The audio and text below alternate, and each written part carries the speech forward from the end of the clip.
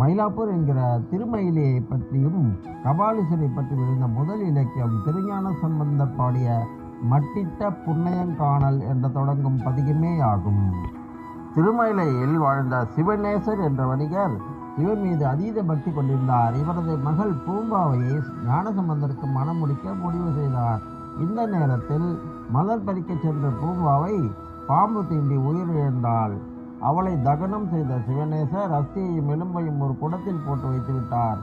சம்பந்தர் இங்கு வந்ததும் நடந்ததை அறிந்து சாம்பல் வைத்திருக்கும் குடத்தை கொண்டு வர கூறினார். அப்போது சம்பந்தர் சிவனை வேண்டி மைப்பூசு முன்கண் மடநல்லார் மாமயிலை கைப்பூசு நின்றான் கபாலீஸ்வரம் அமர்ந்தான் நெய்ப்பூசு முன்புழுக்கள் நேரியழார் கொண்டாடும் தைப்பூசம் காணாதே போதியோ பூம்பாவாய் என்று பதிகம் பாடினார்.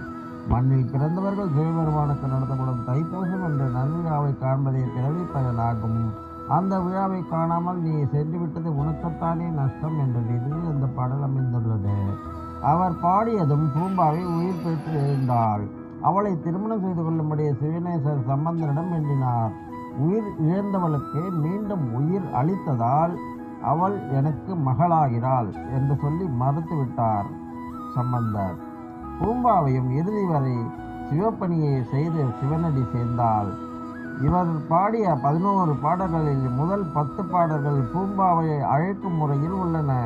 இந்த பதிகத்தில் இத்தலத்து ஈசனையும் கோவில் பற்றியும் மயிலாப்பூர் பற்றியும் அழகுற கூறுகின்றார்.